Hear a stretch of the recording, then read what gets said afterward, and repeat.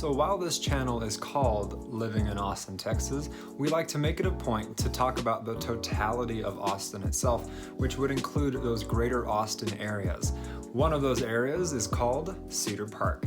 I'm proud to say I am as local to Cedar Park as it gets. I grew up in Cedar Park, I went to school in Cedar Park, I got jobs in Cedar Park, I made memories in Cedar Park, and so on and so forth. So if you're wanting to learn about Cedar Park and you're considering moving there, wanting to get information from a lifelong local such as myself, well, stay tuned and cheers.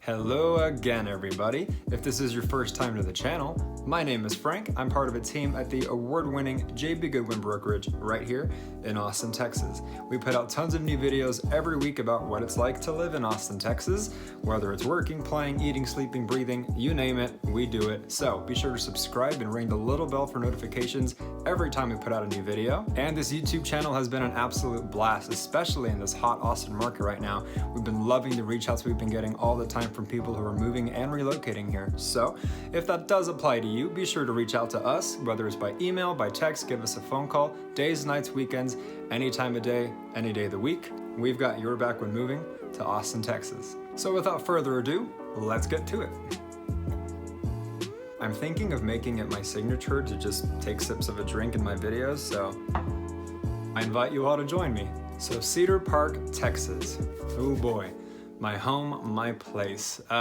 Where to even begin? Well, why don't we dial back the clock a bit and go to the late 90s when my family relocated here from Houston. 'Twas once a small child in the city of Houston, Texas, the youngest of three, all brothers, and at a certain point, my family decided to up and relocate to Austin, Texas before it was cool. And at the time, Austin was still very much a little college town, so naturally, in regards to the suburbs like Cedar Park, my goodness, there was really not much there. I remember just a few roads and no freeway yet, no toll road. All the shopping wasn't there. I remember a bunch of old roads, a bunch of stop signs, and really not much there. Although I was quite small, like I said, I was basically a toddler when I came here. And now I'm a much older young man, mid to late 20s, and it's just crazy how the time flies, you know what I mean? It's like you blink and here you are. And so my family at the time moved to a neighborhood that I hold near and dear to my heart, still a lovely neighborhood today, it's aged very well, called Forest Oaks. I would say Forest Oaks really is at the heart of Cedar Park, perhaps not in its downtown area, where, if you want to call it downtown, where everything's booming, but it's pretty central. You're about 5 minutes away from Austin, just in terms of zip codes. You're about 5 to 10 minutes away from Leander. You're about maybe 10 to 20 minutes away from Round Rock. You're about maybe 15 to 25 minutes away from Georgetown. So the good thing about Cedar Park is you're surrounded by all these different areas you can go to, and downtown is just about maybe 20 to 40 minutes depending on traffic once you get on the freeway. And what drew my family to Cedar Park is, well, what draws all families to Cedar Park, which is the fact that it's very safe, it's very pretty, you're not in the thick of that Austin city, and amazing schools. Now, until the age of about 6 or 7, I was actually homeschooled. My mom was certified with something called NACD, and it was a really cool way to learn education. It was different from the standard curriculum you find in public schools. So I remember having something covering one eye while Mozart played in one ear while I was doing an activity. Stuff like that, very unique, very targeted with different parts of the brain, stuff I don't understand. I'd have to go back and ask her. But naturally, life goes on and things change, and I ended up having to go to public school starting around first grade. Now, the cool thing is that the neighborhood of Forest Oaks is actually built around the elementary school, which is called Charlotte Ann Cox Elementary, one of the best elementary schools, pardon my bias, of the entire district. And on that note, that's something great about Cedar Park that I've noticed in my time here is It's built around the schools. The people come for the schools, the neighborhoods are built around the schools. That's really the lifestyle. It is for families. Sure, you'll find your occasional solo people, bachelors, young professionals, but this really isn't the scene for that. Cedar Park is where newlyweds come, where families that are just starting come, or people wanting to plan a family, anything like that. That's really the sweet spot for the demographic here. And so anyways, yes, I was terrified. I remember being just absolutely frightened at the concept of going to school. I was raised not super sheltered, I would say, but I wasn't overly socialized at a young age. I didn't stay at daycare or anything. I just had my brothers, my family, and a few friends that we knew from the church and things like that at the time. And so yeah, public school scared the living daylights out of me, and I will admit it was rocky the first few weeks, maybe the first few months, just that transition. But what I quickly found was a home in a way. I know it's kind of corny to say that about school, but that's the thing about the schools in Cedar Park. It actually is part of the Leander Independent School District, which is a bit funny because you would think it'd be the Cedar Park Independent School District, but no. All the schools in Cedar Park are under the larger umbrella of the Leander Independent School District, and Leander itself, like I said, is just about 10-15 minutes away from Cedar Park, and it's known for the schools. That's what brings people here. And so time went on. First grade became second, became third, and I was really enjoying public school, right? I'd grown my roots, I'd made my friends, but around that time, my mother actually ended up moving to Avery Ranch, which is just about 5 or 10 minutes away from Forest Oaks, in a different zip code, but right there in North Austin. And in that neighborhood, they were building a brand new elementary school just blocks from the house I grew up in. And so naturally, I was zoned for a different school. And I was so pissed because I'd finally gotten this public school thing down, right? And the thing about Cox Elementary is the colors were blue, there were the Cox Comets, it was just really fun. And the school that I got zoned to was Rutledge Elementary, and they were the Ranchers, and their colors were like brown or something like that.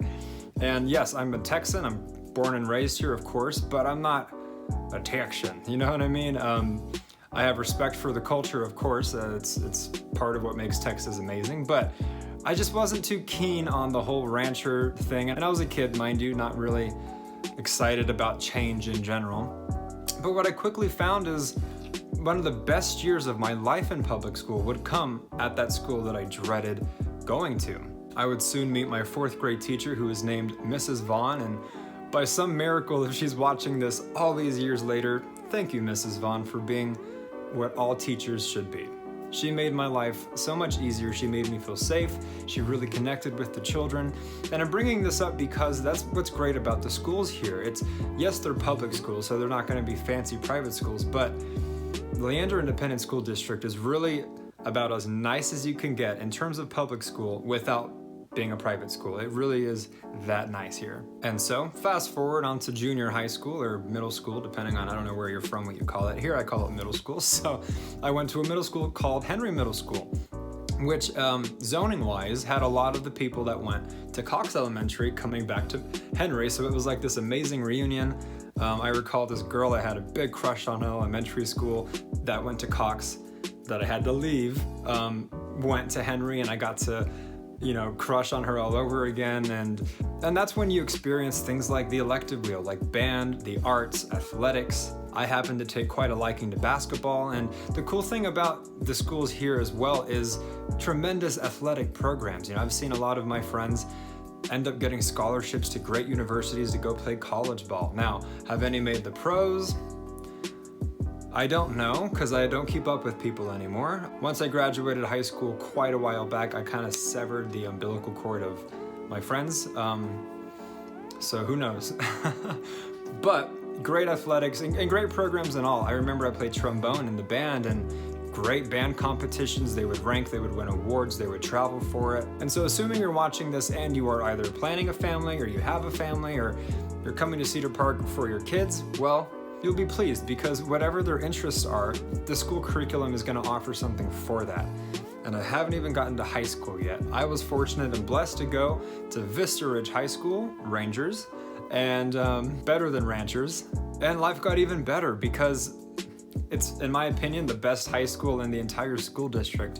Yes, I'm biased. I have no grounds for saying that, but let's just go with it.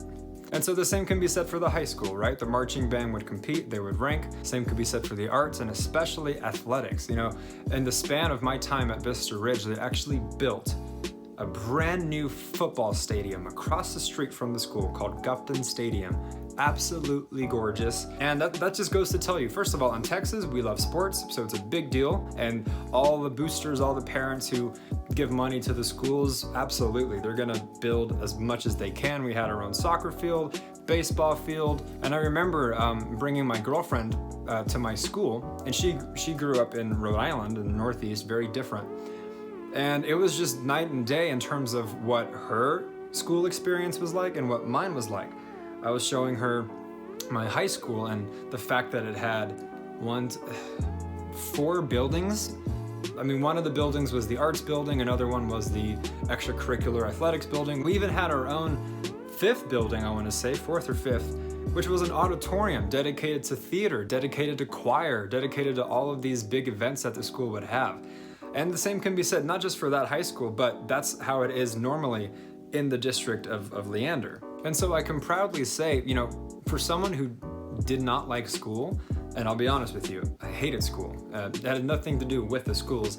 I'm just someone who, I never applied myself, it wasn't my thing. I knew what I liked, and what I liked wasn't school. I did not like waking up early. I just wasn't made for that. Now, a lot of people I knew, they absolutely were. They thrived, they're studious, very bookworm academic types, and all the respect for that. It just wasn't my thing. But my point is, despite my deep-seated hatred for school in general, having to go, right? It was still such an amazing experience. And so I wanted to bring that up just to reassure parents, if you're coming here and you've heard about Leander and you want to get your kids into the schools here and you want to find a lovely suburban neighborhood nearby, you're making a safe bet because their kids are going to be fine, they're going to excel, they're going to love it, and you're going to love being a parent of a child in the Leander Independent School District. And real quick, before we move on, be sure to comment down below if you have any questions for me, if you agree with me, if you disagree with me, or if you have ideas for future videos we could make for you guys. We'd love to get involved. And in addition, if you would be so kind as to like this video, as it tells us we're doing a great job and it helps the channel grow. So moving on from my fond but rambling memories of my school days, let's talk about how Cedar Park has grown. And like I said, when I got here as a small child, it was just a few old roads and, you know, new schools at the time, which are older now, and some stores, of course, but it's absolutely expanded and expanded and expanded. They were even going to build a Schlitterbahn here, but didn't, much to my dismay. But it really ended up becoming a hotspot destination in regards to suburbs, if there's ever such a thing with suburbs. And what really was the first thing that really, in my mind and my memory, made Cedar Park bloom was the shopping center called 1890 Ranch. Now, 1890 Ranch came with a Cinemark theater, it came with a locally owned Chinese restaurant, came with Baskin Robbins, came with sushi, came with half-price books, came with Plato's Closet, came with a Target, came with Office Max, Burlington, Mighty Fine Burgers, Longhorn Steakhouse, Chick-fil-A, all these things just out of nowhere just exploded. It became quite a destination for families and teens, and I mean, you name it, anyone can go there and find something to do. And not long after that, Cedar Park got its own hospital right behind the shopping center. And with that came hotels, came more stores, came more restaurants, and that would ultimately become the hub of Cedar Park, right? I feel weird saying downtown because it's not really a downtown if you've ever been to Austin, but yeah, the hub of Cedar Park, where it's absolutely popping all the time. And then the second wave of development came when we got a gigantic brand new Costco. We got a 365, which is in association with Whole Foods and Amazon. We got a Nordstrom, we got a Marshalls, Dick's Sporting Goods, we got an outdoor place, we got a Home Goods, we got World Market. And so all of a sudden, boom, you know, it just starts booming here. The economy is going well, there's more things to do. But if you haven't noticed by now, this is something that I will say against Cedar Park, because yes, I am biased, but I'll keep it real with you guys. That's really all there is to do here. You know, like many suburban areas, Cedar Park offers schools, pretty neighborhoods, shopping, and restaurants. And that's really it, you know, and it's, yeah, that's plenty to do, of course, but it's not gonna give you what Austin can give you, right? Austin, keeping it weird, you know, the eccentric music capital of the world with breweries, with hiking, with with bars and clubs and all these fun museums and things to do, a very eclectic nature with all this relocation and all these tech companies coming here. It's like a different world from Cedar Park, right? And that's the good news, right? If you're living in Cedar Park, you're not stuck in the thick of it, as I've said, and it's really only, you know, averaged out maybe a 30-minute drive to the heart of downtown, so you always have that option. But as I've said, if you're wanting to do a lot in Cedar Park, you know, I don't know. I'm not going to recommend it for that. And certainly if you're a young professional like me and you're watching this, if you're in your late 20s, if you're in your early to mid 30s, and you might be solo, or you might have a girlfriend or something like that, and you're wanting to experience the fruits of what life can offer you for this certain age demographic, right? Not for you. You know, Cedar Park is made for families. It is designed that way. It is built that way. And I want to be real with you guys. You know, you might be bored out of your mind if you're used to having a lot to do where you live. Another thing I'll say against Cedar Park, unfortunately, is yes, it's pretty. It's called Cedar Park because of all the trees. It's very green, cedar trees. So if you are allergic, by the way, be warned. And that's the thing, it's not necessarily gorgeous. And that's something I've said in a lot of other videos we've made about Austin, which is if you're coming from a place like Utah, like Colorado, like Washington State, like California, Montana, Wyoming, I mean, the list goes on, with gorgeous natural beauty, mountains, bodies of water, palm trees and beaches, all of that good stuff. Austin, and of course Cedar Park, is flat, there's no scenery. You know what I mean? And so the good thing is, yeah, Cedar Park has parks, right? We have the Brushy Creek Park, which is my favorite because you have skating, you have basketball, you have soccer, you have baseball, you have, I think, 2 or 3 different playscapes. You have a body of water, you can go fishing, you have a trail that goes 15 miles. You can take your book and read there. You can have picnics there, right? It's great for everything. And it's gorgeous, don't get me wrong, but I'm just wanting to remind you that, you know, you're not going to have that stunning beauty, you know, not just in Cedar Park, but in all of Austin. Austin does have some beautiful spots, right? But you're not going to look at the skyline and see mountains behind it, for example. And so, yeah, it's pretty enough and there's enough to do, but that's about it in regards to scenery, in regards to activity. So let's move on and talk about some of the neighborhoods in Cedar Park. Now, obviously, I've mentioned Forest Oaks. That'll always be my favorite. It's where I learned to play basketball. It's where I learned how to ride a bike. It's where a lot of my memories were. And to be honest, through the span of my life, or at least my adolescent life, we actually lived in 4 different homes, all in Forest Oaks. That's how much we loved it. But of course, in addition to that, you have other ones like Silverado Ranch, you have the ranch at Brushy Creek, you have a brand new one called Arrow Point, you have Buttercup, you have Blockhouse. So many neighborhoods, because that's really, again, what it's all about here. And to this day, they're still building new neighborhoods. And I say that because Cedar Park was really peaking in the mid-2000s, maybe around 2010. And now it's harder to find new construction there, it's harder to find new builds. But even with that being said, they are still finding little spots here and there within Cedar Park to, yes, build some new construction and get some brand new homes up there if that's what you're desiring. And on the subject of homes, something you might not know yet is the median home price for Cedar Park is probably going to be between, I'd say, $375 and $385. Now, just recently, as of about a month ago, for that isolated month, it spiked to $450, and that can easily be explained with how the market is right now, with lower inventory this time of year, not keeping up with the demand of all the people moving here. And so be warned, if you are going to be coming here as a buyer, no, it's not impossible to find a house and close on it because it happens every day. But you need to be sure you align yourself with agents who know how to get offers accepted, who know how to close deals and just make it happen for you. Now, another thing I'd like to say that I mention in a lot of our videos is the subject of property taxes.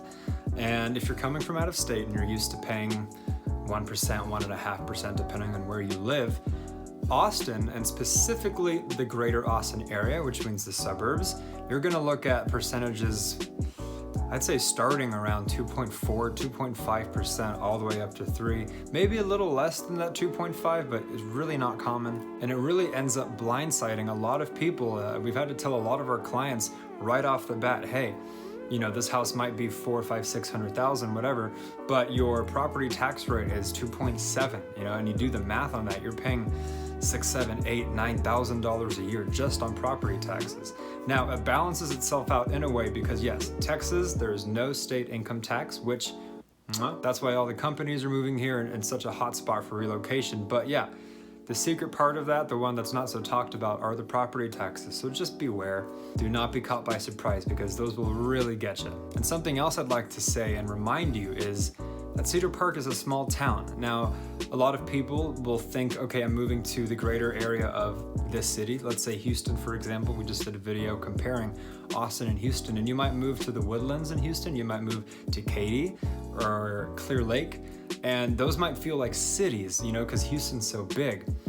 Not the case here. Cedar Park is tiny. It really is tiny. You can drive 10 minutes and be out of Cedar Park. It really is small town. You'll see, it's not necessarily like you're gonna walk into a store and know everybody by name. It's not like that, but yeah, you'll see people you recognize. You'll see cars you might recognize. You don't really say, oh yeah, I live in the city of Cedar Park. Yes, they identify themselves as that, but it's like a town. It's just a little suburb, and that might be right for some people and it might not be right. A lot of people love that cozy feeling of living in a small town that's a little removed from the city if you want to go and dip your feet, but a lot of people might not. A lot of people might want it to feel larger, to feel more widespread, to feel more diverse, to feel more eclectic and fun, like a metro area, and Cedar Park, frankly, is not that.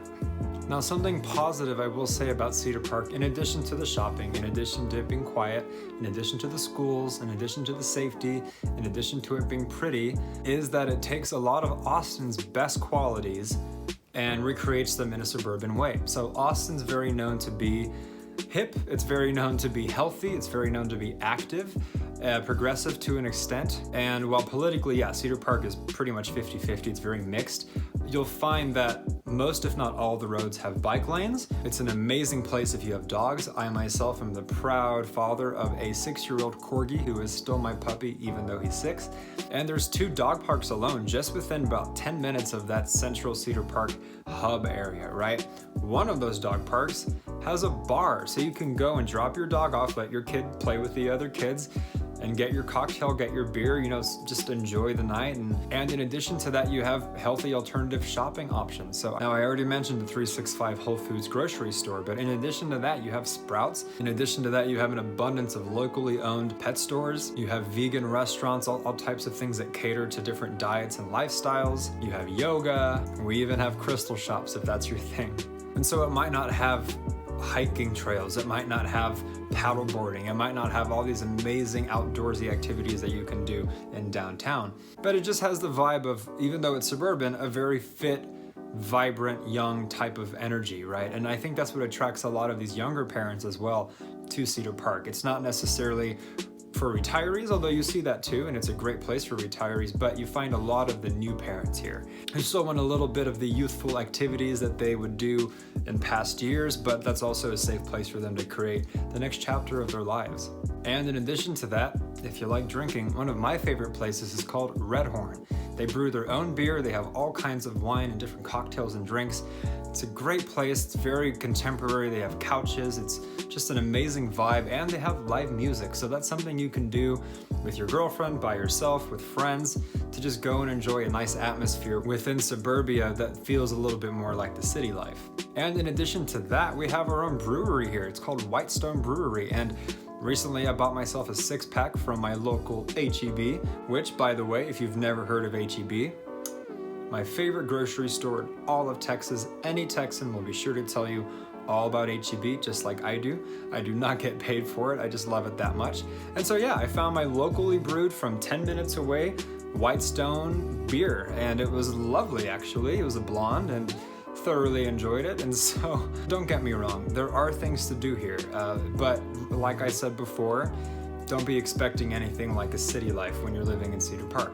And since I mentioned H-E-B, real quick, I would be remiss if I did not mention one of the new staples of Cedar Park, which is called the H-E-B Center. Formerly known as the Cedar Park Center until H-E-B swooped in and did their thing.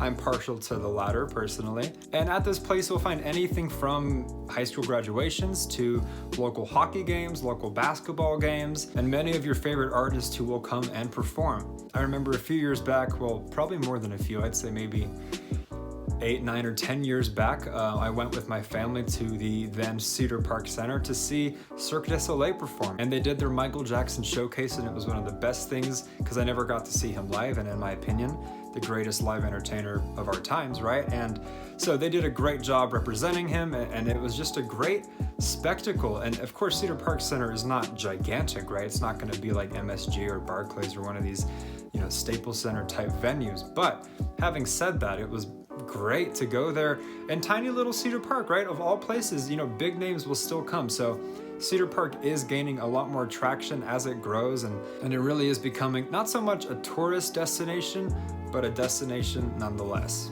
And yet another thing I would like to talk about is the subject of the weather. Now, this is going to apply to Austin in general, not specific to Cedar Park, but assuming you're moving here from out of state, I'm going to tell you a little bit about the weather here. I'll get the worst out of the way first. Months June, July, August, maybe a little of May, maybe a little of September.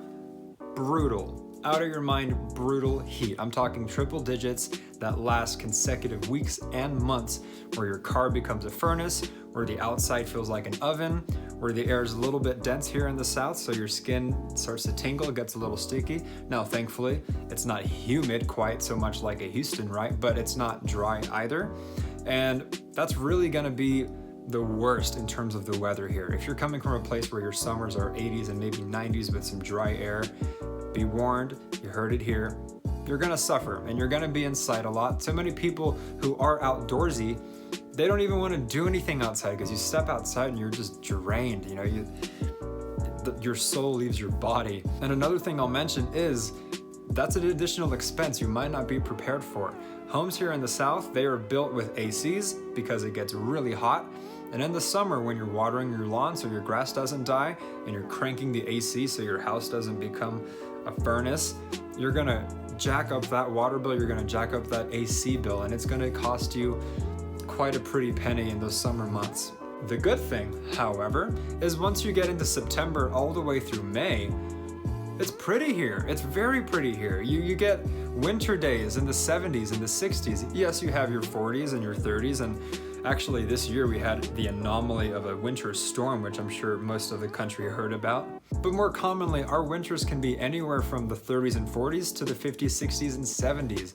Our springs are gonna be in the 70s and 80s. And so right after August passes and a lot of the heat comes into September and then dies off maybe halfway to the end of September, and then it's gorgeous. I mean, most Halloweens here, in my experience, probably 70, 75 degrees at night. It's a nice summer night to walk around with your kids, take them trick-or-treating. And then after the winters here, it starts heating up again as soon as probably February, maybe mid to late February.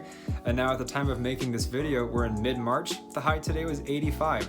A little humid, not a fan, but it's not always humid.